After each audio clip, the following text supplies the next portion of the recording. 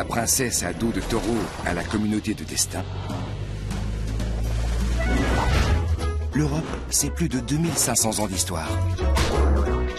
Un passé, un présent et un avenir que nous allons explorer.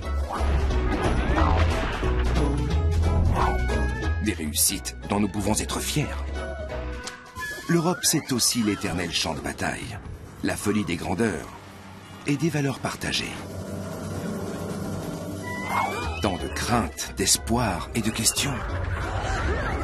Notre Europe, quelle histoire!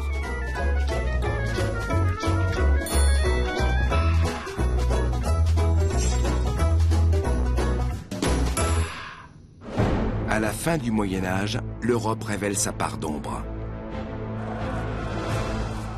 La Grande Peste sème la mort et fait vaciller l'ordre établi. Désormais, rien ne sera plus comme avant. L'Europe brûle les sorcières et oublie ses valeurs, devenant pour beaucoup un enfer sur Terre.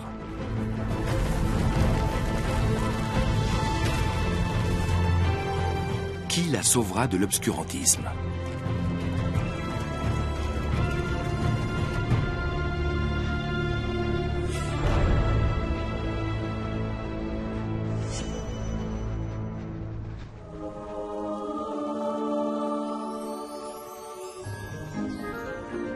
Notre continent bénéficiant aujourd'hui d'une espérance et d'une qualité de vie parmi les plus élevées de la planète, nous avons banni la mort de notre quotidien.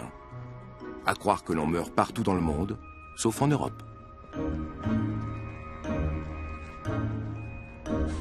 Pourtant, on assiste également au retour des vieilles peurs face aux épidémies, avec le sida, le virus Ebola, la grippe aviaire ou la peste porcine. Des épidémies qui semblent raviver de lointains mauvais souvenirs. Est-ce la faute d'une industrie pharmaceutique trop alarmiste ou celle de notre façon d'envisager la maladie et la mort? Qu'est-ce qui t'arrive? Ich schütze mich. Quoi? Ich schütze mich vor Ansteckung. La contagion? Mais qu'est-ce que t'as peur d'attraper? Das fragst du noch. Vogelgrippe, SARS, Ebola, Zika-Virus. Wir sind umgeben von Seuchen. Bah enfin, ça fait longtemps que ça existe plus chez nous, en Europe, tous ces trucs-là. Weißt du's? Kann sich schnell ändern. Ich bin lieber vorsichtig. Mais quel parano, hein? Maintenant, remarque, je comprends mieux pourquoi les Anglais utilisent dans leur vocabulaire le mot Angst, peur. Vous êtes quand même de sacrés trouillards, hein? Lieber Schisser und dafür am Leben. Gesundheit. Das darfst du nicht sagen. Enfin, quand on éternue en Allemagne, on dit Gesundheit, non? Ja, aber weißt du auch, woher das kommt? Niesen galt als erstes Anzeichen für eine Ansteckung mit der Pest. La peste. La peste? Mhm. Vraiment? Merci. Intéressant. Mhm. Schisser. Peu de périodes historiques ont façonné notre rapport à la vie et à la mort comme la fin du Moyen Âge. Les sociétés qui se développent alors dans les enceintes de châteaux et autour des cathédrales n'ont pourtant pas grand-chose à voir avec le monde d'aujourd'hui. Au début du XIVe siècle, le sort de l'Occident chrétien est entre les mains de la noblesse et du clergé. C'est l'époque de la toute-puissance des papes de Rome et des empereurs du Saint-Empire romain germanique. La grande majorité des Européens sont des paysans. Pour beaucoup des serfs qui n'ont aucun droit dépendent des caprices de la nature et du bon vouloir de leur seigneur. Certaines villes ont acquis leur indépendance et sont gouvernées par une bourgeoisie citadine qui va favoriser la prospérité et l'épanouissement de tout le continent. Florence doit ainsi son essor au commerce. Mais au milieu du XIVe siècle, elle est frappée par la Grande Peste, qui va bouleverser l'ordre social ici comme ailleurs. L'épidémie arrive par des guerriers mongols qui la propagent jusqu'à la mer Noire. Elle atteint l'Europe en 1347 par l'intermédiaire de marchands génois revenus d'Asie. Et bien sûr, elle ne connaît pas de frontières. En quelques années, la peste gagne presque tout le continent et fait plus de 20 millions de victimes, soit entre un tiers et la moitié de la population de l'époque.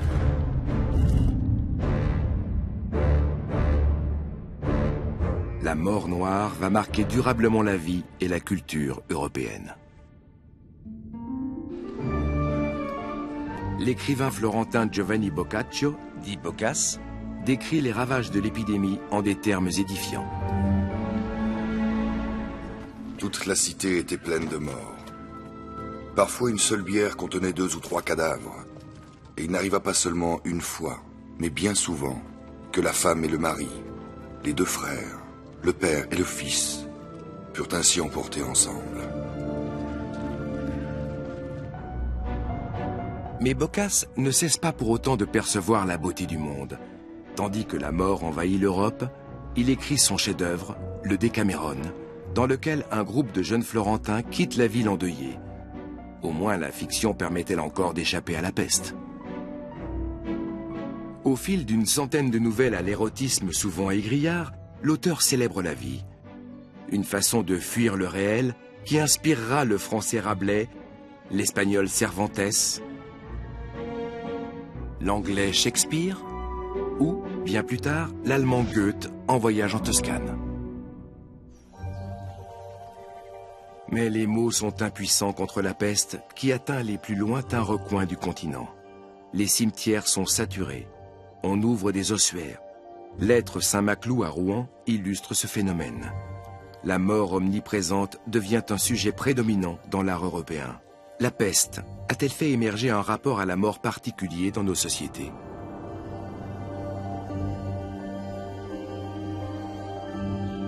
À Tallinn, au bord de la Baltique, l'Église est tout aussi impuissante face à l'ampleur de l'épidémie. Les fidèles sont ébranlés dans leur foi. On pensait jusqu'alors que les bonnes actions conduisaient au ciel et que seuls les pécheurs devaient craindre le purgatoire. La vie est brutalement devenue pour tous un enfer. Nobles, membres du clergé, paysans ou bourgeois, la mort noire ne fait pas de distinction de statut. Elle chamboule toute la société. Seul demeure l'espoir dans l'au-delà.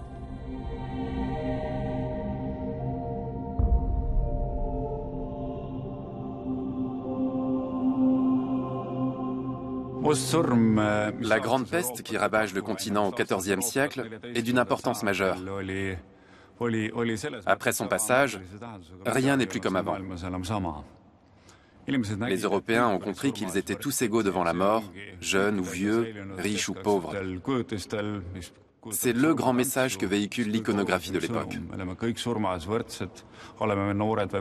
En outre, l'idée selon laquelle la mort n'est pas la fin, mais le commencement d'autre chose, est également très présente. La croyance en une vie dans l'au-delà reste très prégnante dans certaines parties de l'Europe, comme à Varsovie. Depuis le Moyen-Âge, les cimetières sont ici au cœur de la ville, comme pour effacer toute distance avec les morts. Chaque année, le 1er novembre, avant la fête des défunts qui a lieu le lendemain, les catholiques viennent se recueillir sur les tombes de leurs proches à l'occasion de la Toussaint. Une tradition particulièrement vivace chez les Polonais très croyants. Les bougies symbolisent l'espoir en la vie éternelle.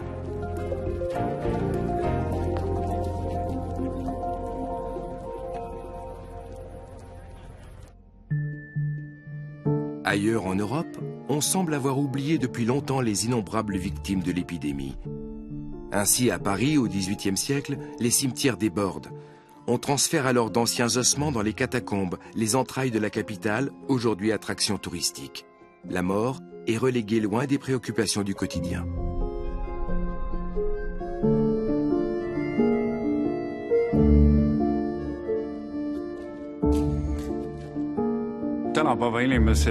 De nos jours, la mort reste pour l'essentiel un sujet tabou. On préfère éviter d'en parler et vivre comme si elle n'existait pas dans la société d'aujourd'hui. On vit et on consomme sans réfléchir à notre finitude, jusqu'au jour où la mort vient nous chercher. Aujourd'hui, c'est surtout par l'intermédiaire de la science que nous côtoyons la mort. Démystifiée, elle prend la forme de maladies et d'agents pathogènes contre lesquels nous cherchons des parades dans des environnements contrôlés. La peste, éradiquée en Europe, ne fait plus peur. Le bacille qui en est responsable se traite par antibiotiques.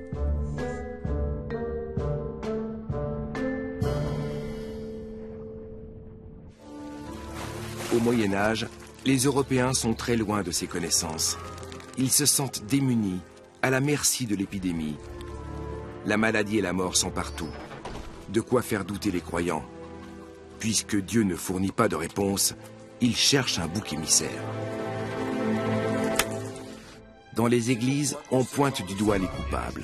Beaucoup d'ecclésiastiques profitent de leurs sermons pour attiser la haine des Juifs contre la volonté du pape. Les Écritures les rendaient déjà responsables de la crucifixion de Jésus.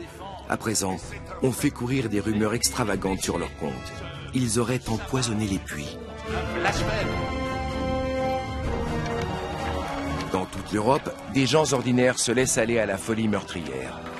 Les Juifs sont persécutés, chassés, éliminés, par superstition et sans doute aussi par calcul. Beaucoup de chrétiens sont endettés auprès des commerçants juifs et leur reprochent de pratiquer l'usure. La Grande Peste est donc un prétexte tout trouvé pour faire disparaître une population indésirable. Est-ce donc cela l'Occident chrétien?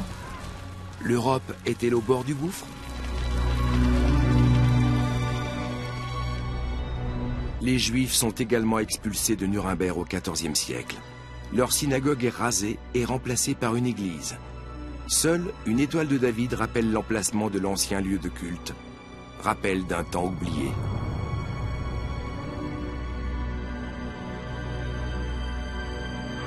La haine est plus tenace que la peste. Au XXe siècle, sous le nazisme, Nuremberg devient le symbole de la haine virulente des nationaux-socialistes à l'encontre des Juifs.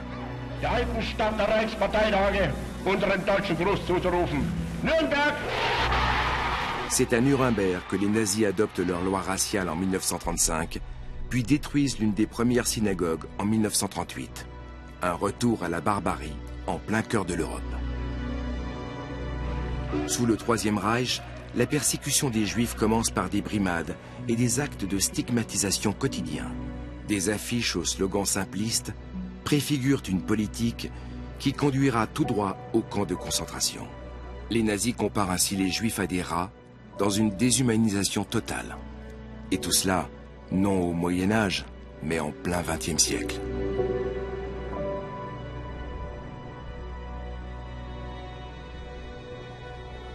Un siècle environ après la Grande Peste, une autre catastrophe frappe le continent.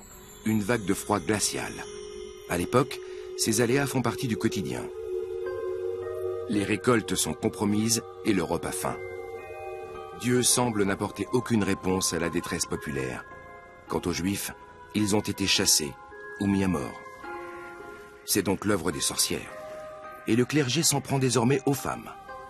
N'est-ce pas Ève qui est la cause du péché originel et qui a provoqué l'expulsion de l'homme du Jardin d'Éden? Henri Kramer, un religieux alsacien, se montre particulièrement virulent dans ce combat.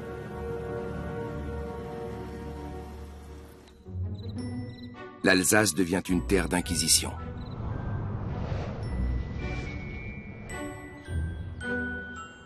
Un décor où il est, semble-t-il, aisé d'imaginer des sabbats de sorciers et de démons. Dans les villages pimpants des alentours, on trouve encore des maisons de sorcières.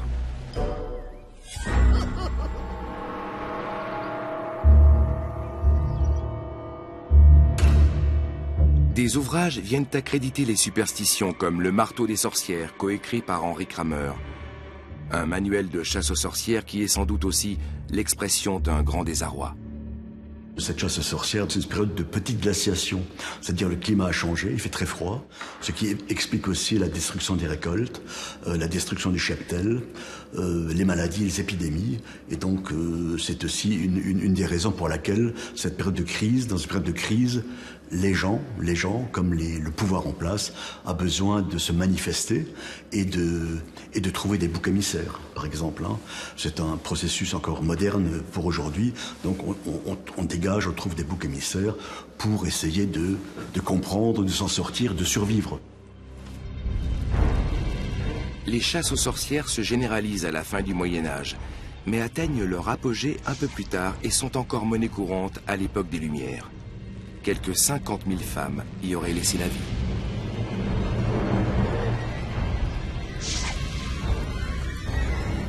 Plus près de nous, en 1944, l'Écossaise Helen Duncan est l'une des dernières à être condamnée au titre de la loi britannique sur la sorcellerie.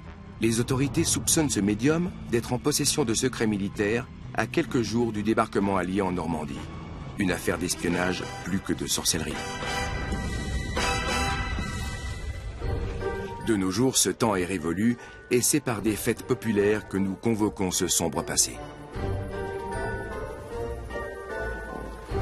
Comme la nuit de Walpurgis, célébrée en Allemagne tous les ans dans la nuit du 30 avril au 1er mai. D'autres coutumes comparables existent ailleurs en Europe. Les vieilles superstitions restent communes à bien des peuples. Dans ces fêtes, on brûle encore symboliquement les esprits malfaisants et les riffs de guitare achèvent de les chasser.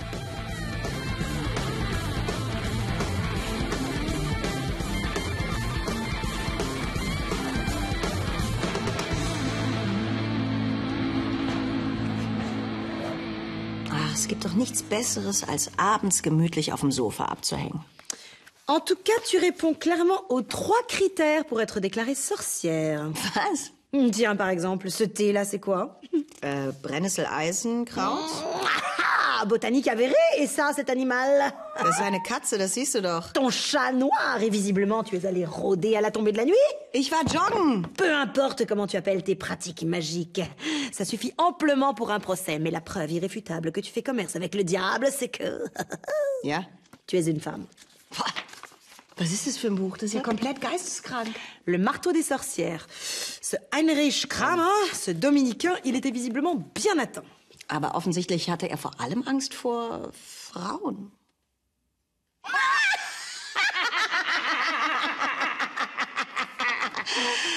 Boum! Le petit âge glaciaire a de lourdes conséquences pour tous les Européens qui subissent de plein fouet les effets de ce changement climatique.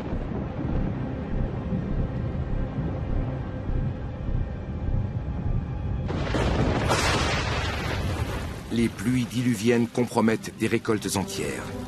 Une catastrophe pour les très nombreux paysans du continent, d'autant que le système féodal leur impose de payer de lourds impôts à la noblesse et au clergé.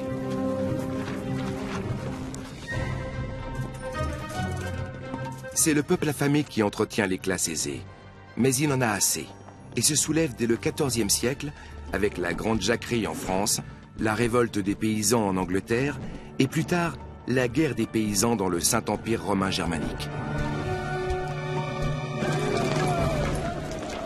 Il exige la liberté et l'égalité, pas dans l'au-delà, mais ici et maintenant.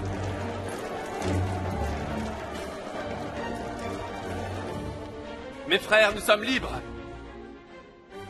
Et nous le resterons à jamais. En 1525, les paysans souabes rédigent un manifeste, les 12 articles. Une série de revendications sociales et religieuses qui ressemble à un embryon de déclaration des droits de l'homme bien avant le siècle des Lumières. Pendant longtemps, les paysans n'avaient même pas le droit de vote, ils n'existaient même pas. C'est vrai qu'à un moment, on a l'émergence des paysans comme un pouvoir fort qui représente un danger pour les classes politiques en général. Et les paysans sont très mal vus.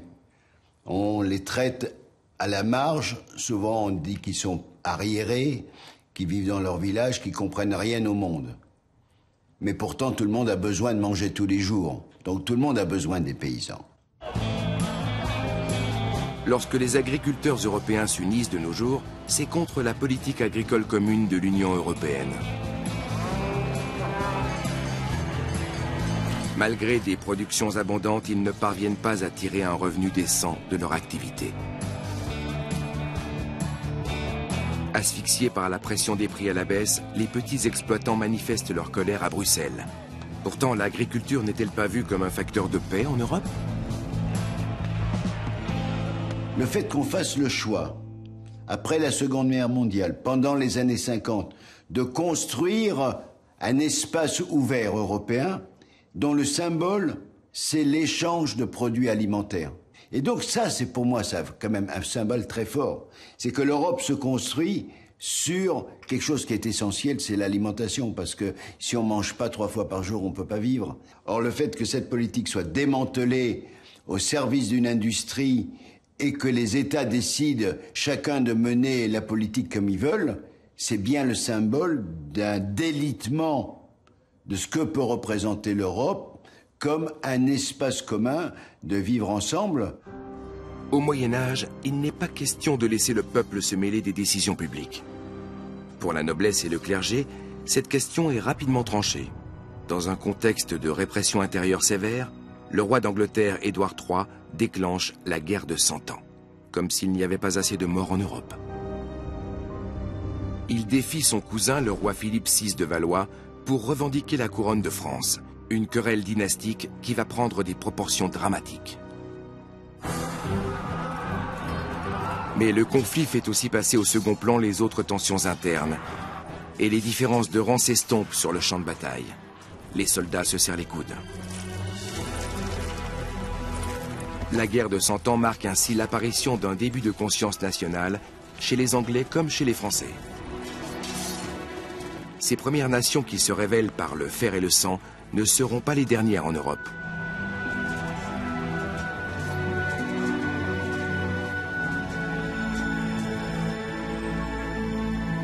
Toutes les nations ont besoin de héros. Contre toute attente, c'est une femme qui va assumer ce rôle dans la France médiévale, Jeanne d'Arc, une jeune paysanne lorraine née en 1412.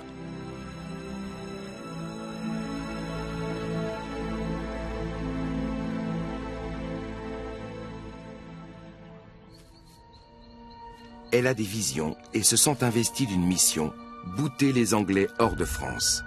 Elle a la certitude d'œuvrer pour le Seigneur. Jeanne, pars au secours du roi de France. Prudence. Une femme qui entend des voix pourrait bien être une sorcière. Comment s'imposer dans un univers très masculin? Elle s'habille elle-même en homme. Cela lui coûtera cher plus tard. Avant d'être autorisée à combattre pour son roi, Jeanne est interrogée par des théologiens.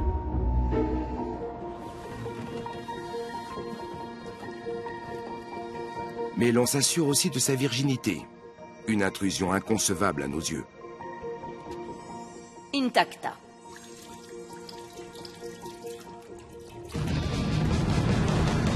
Le 8 mai 1429, Jeanne est en première ligne à Orléans, assiégée par les Anglais.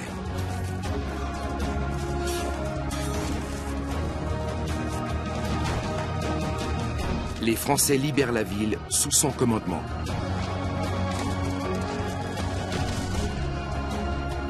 C'est la naissance d'une héroïne nationale, l'emblématique Pucelle d'Orléans.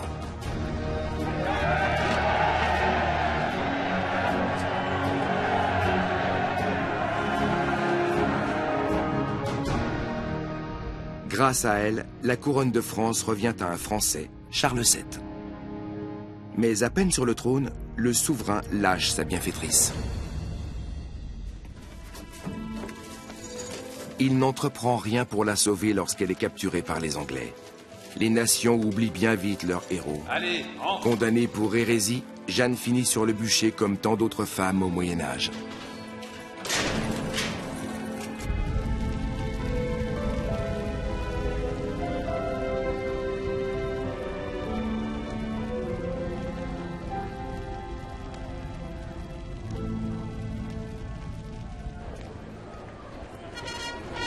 Après la Révolution de 1789, les Français redécouvrent Jeanne d'Arc, quelque peu tombée dans l'oubli entre-temps.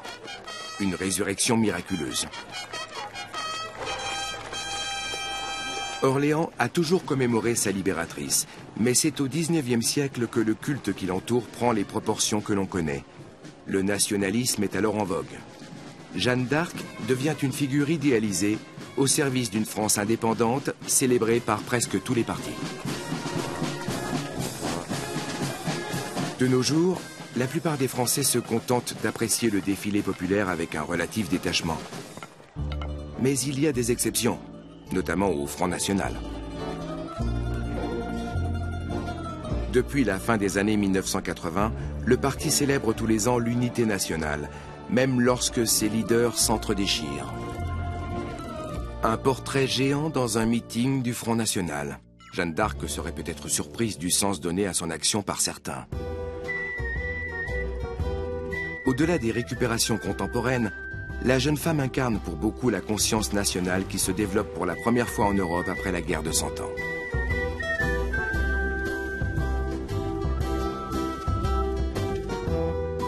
Aujourd'hui, la fierté patriotique semblerait plutôt passer par la consommation. Français et Anglais ne s'affrontent plus sur les champs de bataille, mais dans les rayons des supermarchés, en s'efforçant de séduire des clients avec leur production locale. Une déclinaison sans doute plus digeste du nationalisme.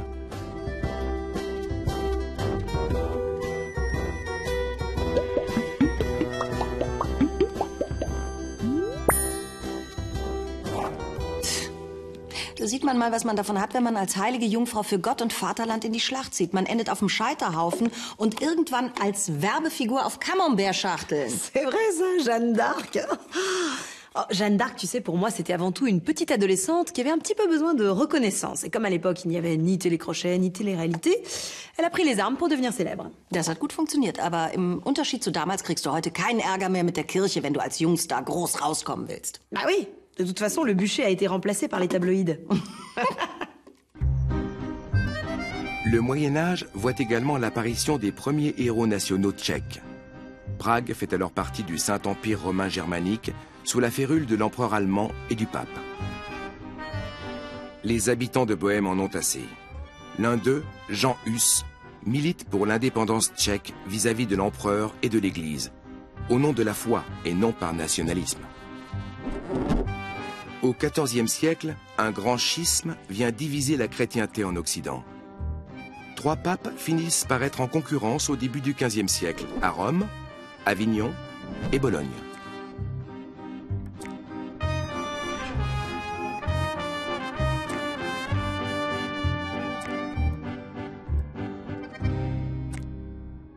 Jan Hus, lui, s'élève contre le système ecclésiastique et veut réformer l'Église à partir de Prague. Ses écrits circulent dans toute l'Europe. Le professeur de théologie veut ramener l'Église à ses racines. Il ne reconnaît l'autorité d'aucun pape. Seul compte pour lui la parole de Dieu, la Bible.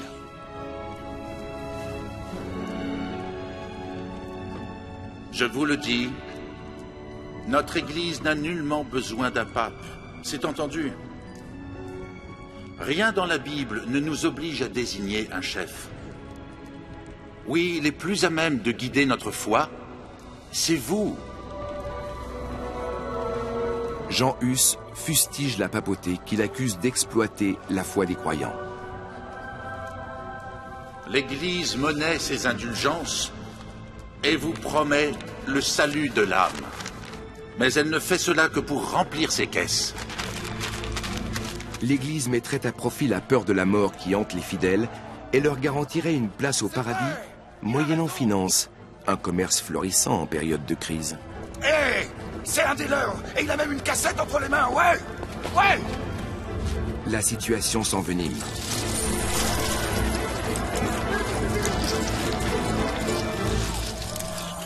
Ça ne peut pas continuer ainsi. Le clergé est outré qu'un simple prêtre remette en question l'autorité du pape. Il en va de notre foi. Mais de quel pape s'agit-il? Jean XXIII, l'antipape de Bologne, prend la défense de l'Église contre l'hérétique de Prague, tandis que Grégoire XII, le pape de Rome, excommunie Jan Hus. C'est une nécessité. Au nom de la pureté de la foi, on jette ses écrits au feu. Et comme le formulera bien plus tard Heinrich Heine, là où l'on brûle des livres, on finit par brûler des hommes.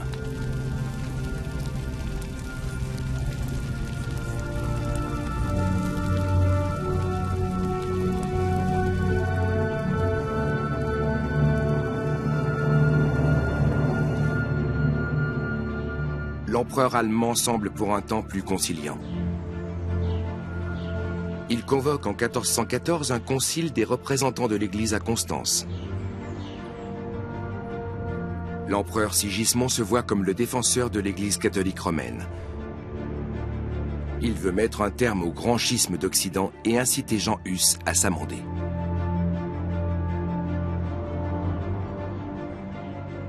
Le réformateur est convoqué à Constance et se voit accorder un sauf-conduit, gage de sa liberté. Il est convaincu que la vérité l'emportera, selon les préceptes de la Bible. Mais c'est un vœu pieux. Malgré les promesses, Jan Hus est emprisonné dès son arrivée. Après des semaines d'interrogatoire et de torture, il est à son tour envoyé au bûcher. Un sort qu'il partage avec tous ceux qui osent remettre en question l'ordre établi. Mais pour combien de temps encore? La mort est partout. Elle ne fait plus peur à grand monde. Aucune tombe, aucune stèle pour commémorer à l'époque la vie de Jean Hus. Ses cendres sont répandues dans le Rhin, mais ses idées sont bien vivaces.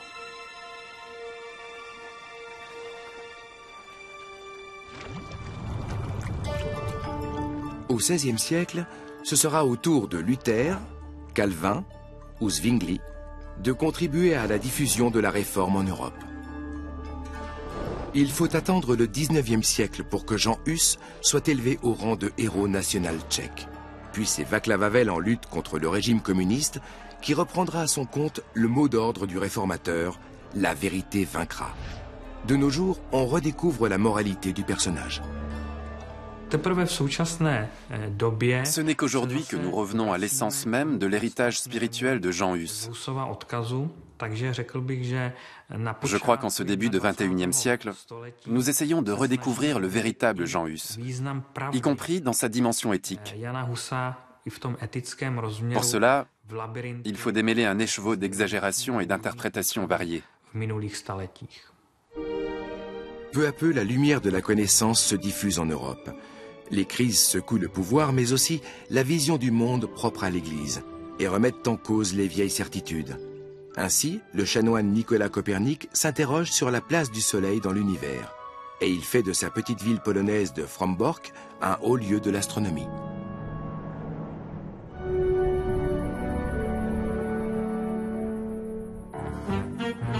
Nicolas Copernic cherche à percer les secrets de la voûte céleste avec des moyens rudimentaires comme le triquetrum ou instrument parallactique.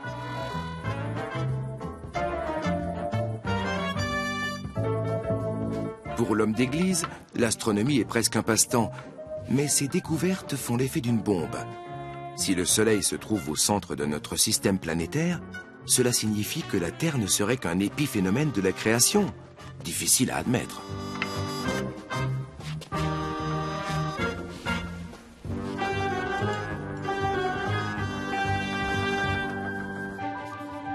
Dans un premier temps, la révolution copernicienne se fait donc discrète.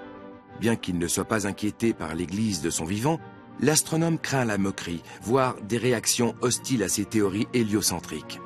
Ce n'est qu'en 1543, juste avant sa mort, qu'il publie son grand traité des révolutions des orbes célestes. Luther qualifie Copernic de fou qui prétend bouleverser l'astronomie, tandis que l'Église catholique s'accroche à sa vision du monde.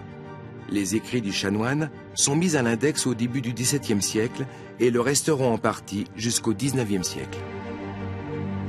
De nos jours, même à l'Observatoire du Vatican, on a renoncé à la vieille représentation géocentrique de l'univers, partiellement héritée de l'Antiquité. L'astronome Juan Casanovas est un ecclésiastique passionné par les étoiles. Il nous explique pourquoi l'Église a pu se tromper si longtemps face à des théories scientifiques nouvelles, désormais universellement admises. Voilà mon opinion. Les problèmes des astronomes n'intéressaient pas du tout les philosophes, les théologiens. Cela ne les préoccupait pas du tout de savoir si le Soleil tourne, si la Terre tourne et si les orbites des planètes sont elliptiques. Cela les laissait totalement indifférents. 7, 6, 5, 4, 3, 2, 1. Les travaux de Nicolas Copernic représentent une avancée majeure sur le chemin de la modernité et déboucheront des siècles plus tard sur l'exploration de l'espace. En son honneur, l'Agence spatiale européenne a nommé l'un de ses programmes Copernicus. Ces satellites observent non pas le ciel, mais notre planète, à l'instar des spationautes, au-dessus des nuages, là où la liberté semble infinie.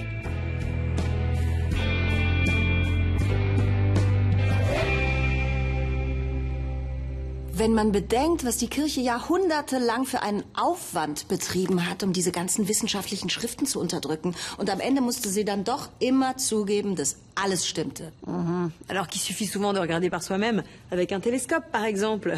Mais bon, le clergé avait déjà établi une vérité, enfin une soi-disant vérité, sous le sceau de l'Église.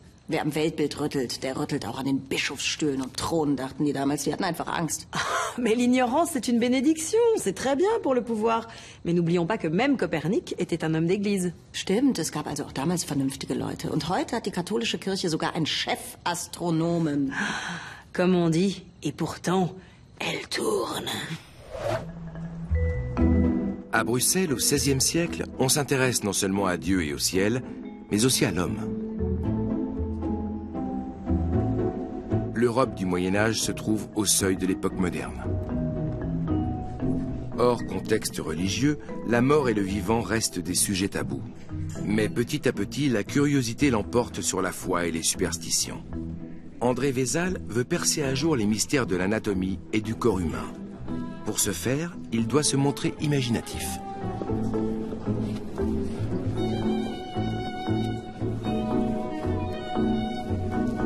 L'Église limite strictement les autopsies humaines pour des raisons morales. Afin d'éviter toute sanction, mieux vaut disséquer des cadavres d'animaux ou pourquoi pas un rôti de porc. Problème, cela ne satisfait pas du tout la curiosité scientifique d'André Vézal. Les vieux préjugés mêlés de prescriptions plus ou moins religieuses héritées du passé font décidément obstacle au progrès.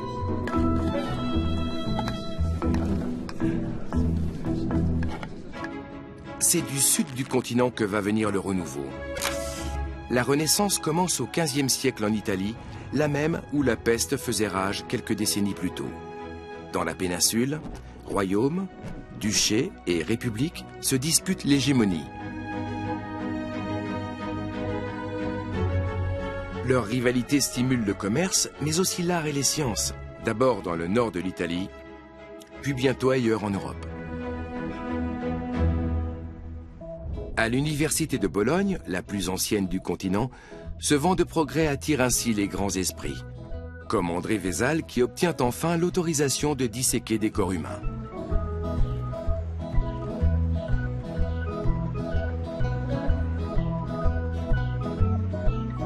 Il réalise ses autopsies en public dans une petite basilique avec la bénédiction de l'Église. De quoi faire jaser.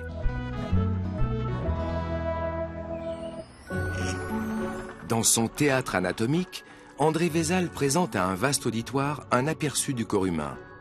La mort devient objet de recherche. La science connaît bientôt un renouveau exceptionnel.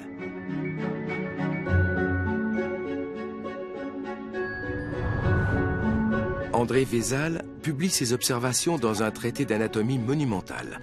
Ces planches extrêmement détaillées vont former la base de la médecine moderne.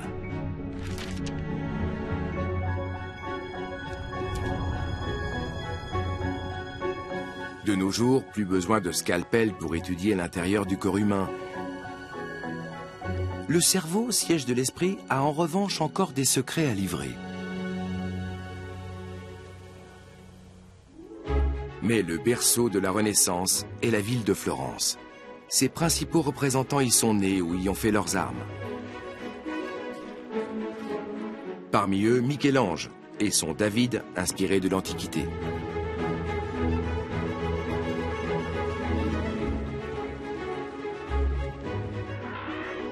La fin du XVe siècle coïncide aussi avec l'épanouissement d'un génie universel, Léonard de Vinci. Sigmund Freud écrira plus tard à son sujet « Il semblait un homme éveillé trop tôt, dans les ténèbres, cependant que tous dormaient encore. »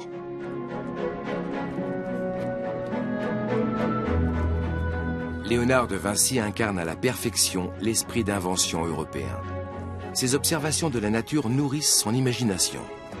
Et si ces machines volantes ne décollent pas, beaucoup de ces croquis préfigurent des inventions modernes.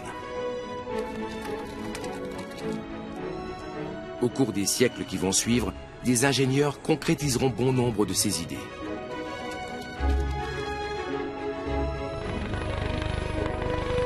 Il est ainsi l'un des pères de la technologie moderne.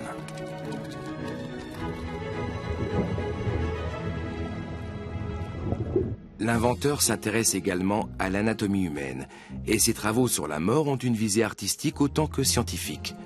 Comme beaucoup de grands maîtres de son temps, il considère que la connaissance du corps humain est indispensable pour en produire des représentations réalistes.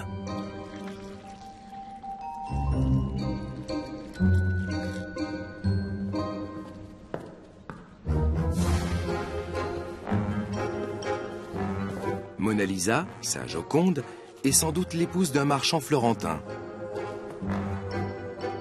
Un sujet profane, loin des portraits de saints du Moyen-Âge. C'est le grand retour de l'individu dans l'art européen.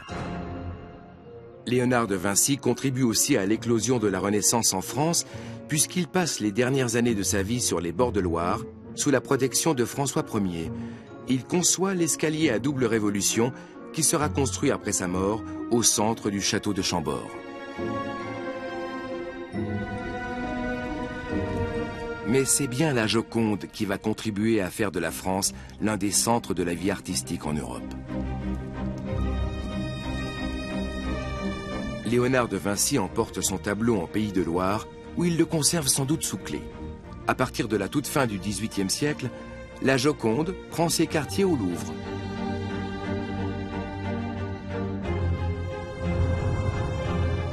En 1911, elle est dérobée par un peintre en bâtiment italien, Vincenzo Perugia, qui prétend vouloir restituer la Joconde à sa patrie d'origine. Le tableau disparaît complètement pendant plus de 2 ans. Enfin retrouvé, il fait l'objet d'une grande tournée en train dans toute l'Italie avant d'être restitué au Louvre. Il attire chaque année des millions de visiteurs du monde entier.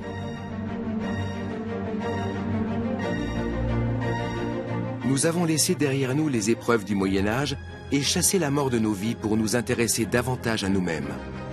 Mais les crises ont profondément marqué notre continent, dans sa foi, sa science et ses arts. Sans mort, pas de renaissance en Europe. Et pas de sourire énigmatique sur le visage de la Joconde.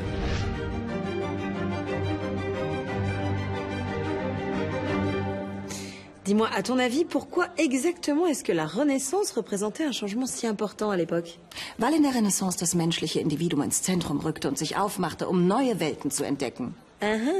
Oh, dis donc, mademoiselle, je sais tout. Et quelle individualité alors exactement? In unserem Fall sogar 2. Reinschauen, lächeln und